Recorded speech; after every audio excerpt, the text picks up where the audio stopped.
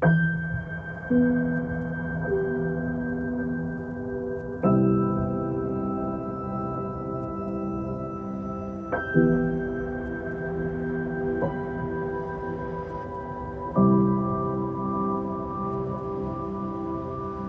was the terminus for the old trams, and for a penny you'd get 4 travels on the tram, and the Rotunda was the terminus. And I was told by my father, because I was out till 2 in the morning, that it was a case for confession. Well, I was born down by the Rotunda area in Lemon Street, which is a couple of 100 yards away from the Rotunda. I don't remember it as a baby, but I was born at a rather early age.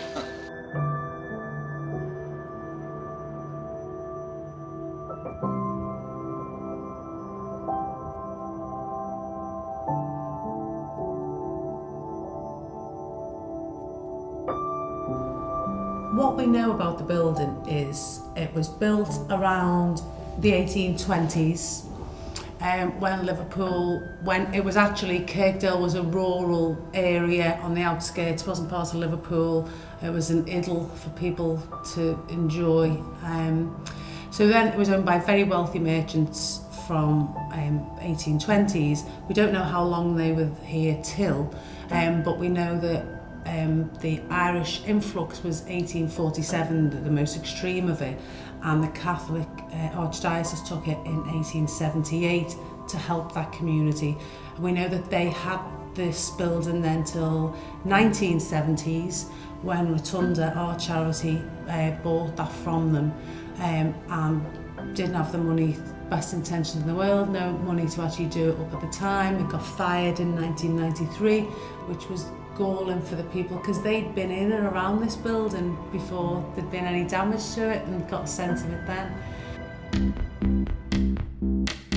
Rotunda.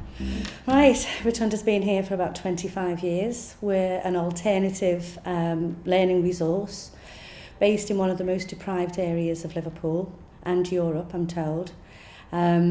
It is quite a passionate organisation. It's very unique in its delivery style, and it's community run, and it's one of those organisations that are able to deal with people on an individual level, as well as just generally.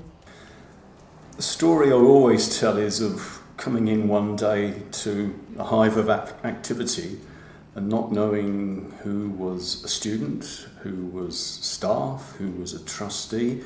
There was a buzz about the place, and I felt I need to know more about this. And then I discovered that it was particularly designed for people whose experiences of formal education, if you like, had not been particularly positive, but who didn't see any opportunity of going back into education. Oh, it's not for me. But Rotunda provided that opportunity to do that, and that's what attracted me to it. Well, quite often when we came to management meetings, trustee meetings, there was an issue of we are sandwiched here between a derelict building at number 107 and empty buildings the other side, which really wasn't a very attractive environment for anybody coming to the college. Added to that, 107 was often getting broken into. There was a fear that the college itself might be subject to some theft through the internal walls. There was the risk of fire. The insurers were always on our backs about the property. And then it was set fire to, if I remember. And the feeling was we need to do something about this building. And the obvious thing to do was to use it for extending our educational services. I'm a local girl. I live over the bridge. It's known as over the bridge. I got made redundant. My mum was suffering with lung cancer, so it made me very depressed. Went to the doctors, they offered me Prozac. But because the job I did before was around complementary therapy, I wasn't taking any tablets. And I didn't know where to turn, and I actually bumped into lovely Kissy Sullivan, one of the founding members of Rotunda. And she said, "Do you know what you want to do?" And I said, "Well, no." She said, "It doesn't matter, come along and have a cup of tea." 5 years later, still here. So I did come along. I got back involved in education. And from that I volunteered, and from that volunteering experience I now work at Rotunda. I'm the volunteer coordinator, but on the back of that I've had great opportunities, I truly have, to the arts and culture of the city. I became community cultural champion, yeah, which was absolutely wonderful, had a wonderful time, and none of that would have happened actually if I'd taken the Prozac. So Rotunda is actually my form of healthcare.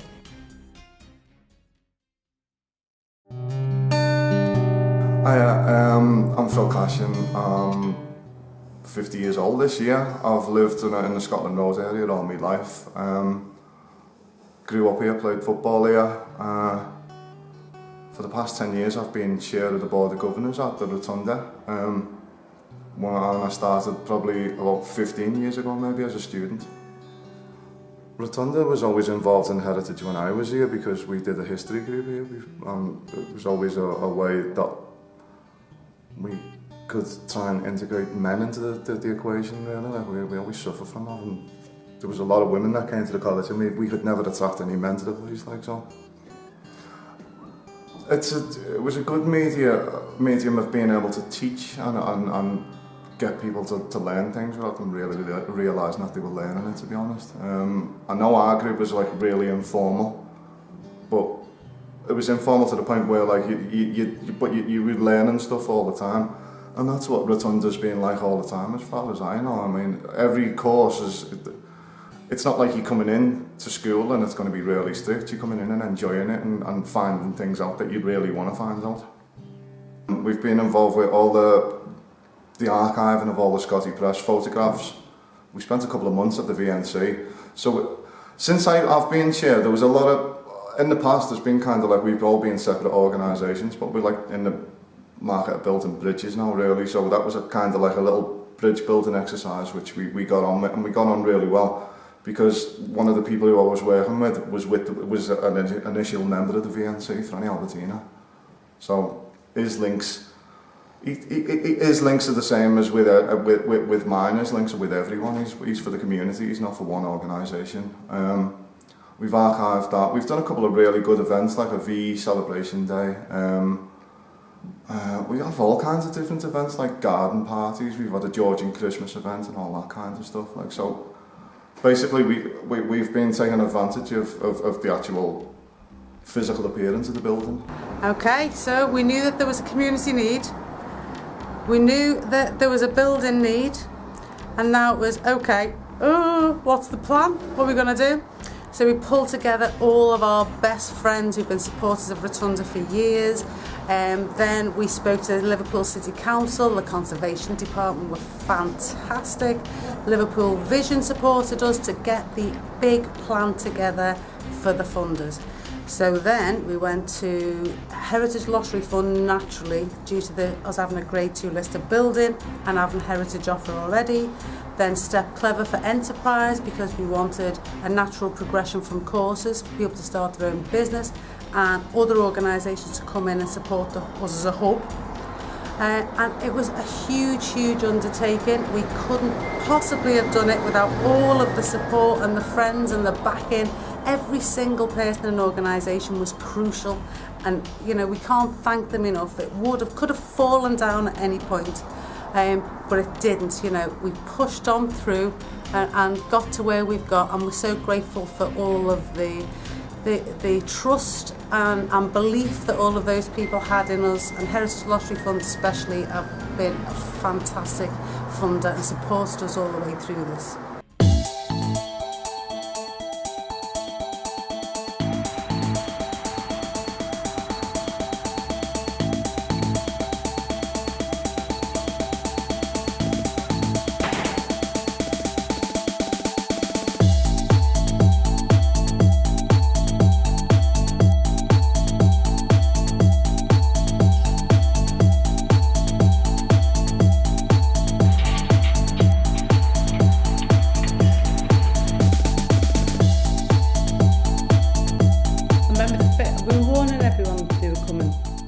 First day that the workmen actually turned up on site, I think I was as surprised as anyone else that it was actually real. But it was brilliant because there was just a buzz. Everyone coming into the college was all, you know, they could see that something was happening.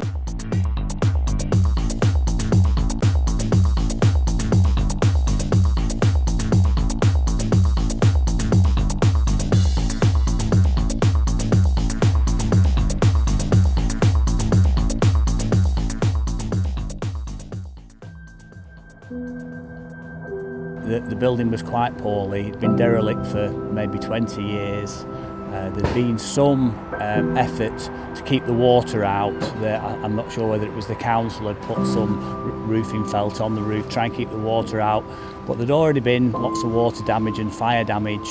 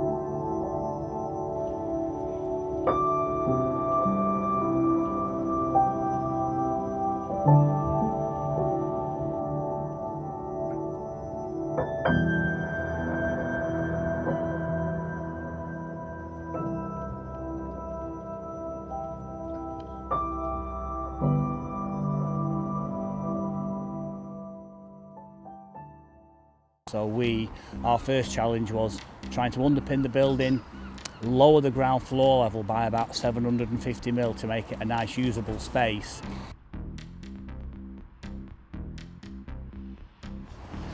When we were lowering the lower ground floor, we discovered some brick arches, which was quite strange. As we started to unpick the brick arch, we realised we'd discovered a well. The well is some 1,200 millimetres wide by about 8 metres deep. Obviously you don't find these sort of things every day. And what's quite nice is that the Rotunda have chosen to put a glass lid on the well, and we're going to have it lit, so when people enter the cafe they'll be able to look down through the glass and see the original well. All beautiful. We haven't touched the brickwork at all, so it will be just as it was discovered.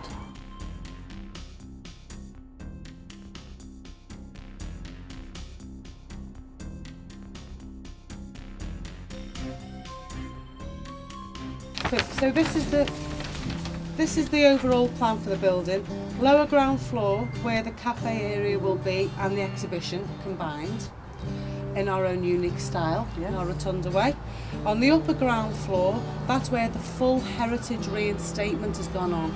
All the ornate plasterwork going back in, lath and plaster, reinstatement, real, you know, you get a real sense of the Georgian history of the building on that floor.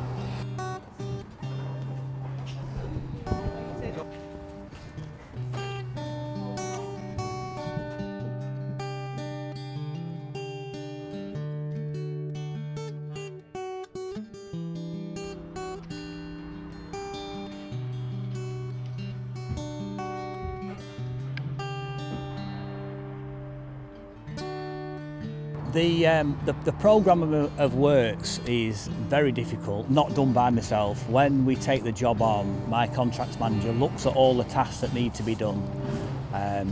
The major one in this case was the underpinning. We didn't realise just how involved that was going to be when we didn't know the clay was going to be so hard. That's taken us slightly longer than we'd anticipated really, so it's pushed the programme back. We've got an end of May finish date.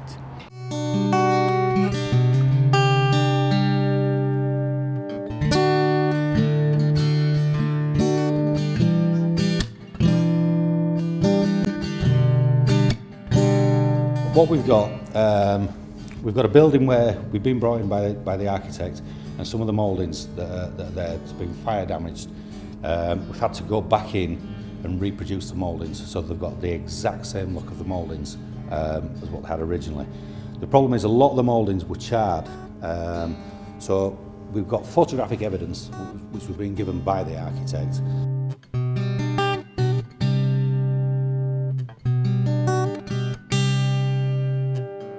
You've still got, I wouldn't call them imperfections, but you've got true lines that a craftsman's done, carving that out, as opposed to try and replicating it again. These are as close to the original as you could possibly get. This is our interpretation of what we think these look like in the heyday when they were first done. Yeah. Biggest cornice on the project itself. What we've got there is the actual model that we're running up now. This section is 10 mil less than what we actually need to run to. You've got the zinc profile on the horse there. That's dragged down there. You should see like a rippling effect of the plaster as it's rolling down. The suction that we've got in the back of the mould keeps the profile shape. So the lads are doing this as gentle as what they can now. We're probably going to have to go down with this running mould maybe another 4 or 5 times yet to get it up to the profile.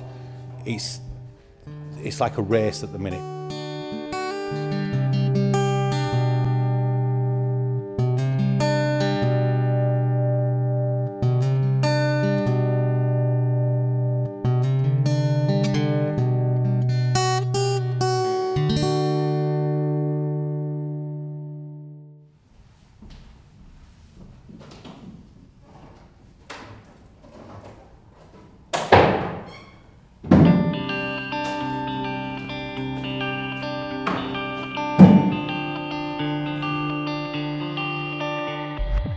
The 107 development is central to our core activities. It's about generating income so that we're able to maximise on that and reinvest in our community. It will give people hope and ambition that they can actually invest in their own community in their own right. They will be able to develop their own business and feel that they are back to the grand old days when Kirkdale was flourishing and the economy was huge and active, and they can feel pride in their community again.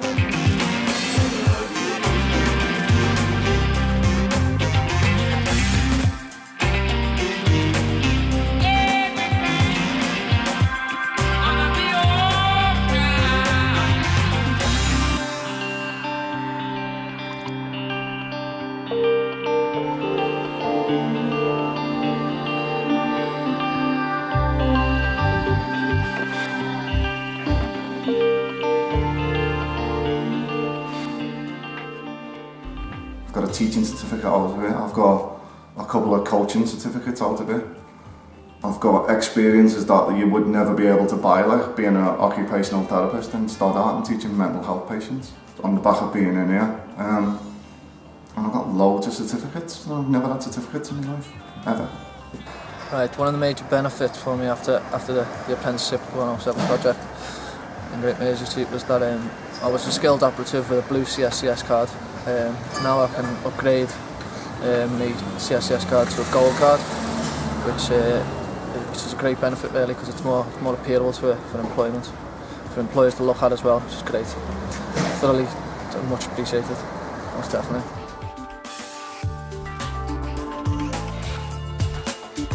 In the past, say 5 to 8 years, we've gone from having stray cats living under the steps there, what people used to feed, to people dumping stuff outside there, to no mowing or anything like that. That was all just rough grass. There was nothing there was no exercise equipment, there was no folly. Basically, I think what I noticed, if you go upstairs in the building and you look around all the way around, all around the area, there's a lot less rubbish, because people are kind of noticing that, like, this bit looks nice. So, I mean, I grew up on Scotty in the 70s, and if you had a packet of crisp outside the shop, you just did that was it. No one ever did. There wasn't no things, it was like litter bins or anything. Well, it probably was, like, but we weren't aware of them, like, you know what I mean? But it's like the whole area's kind of picked itself up on the back of this looking nicer, because this, with the best will in the world, didn't look very nice in the first place. Like, it wasn't a very inviting place, although once you actually got past the imposing exterior, it was great to be in. It's good that, like, the interior is now matching the exterior.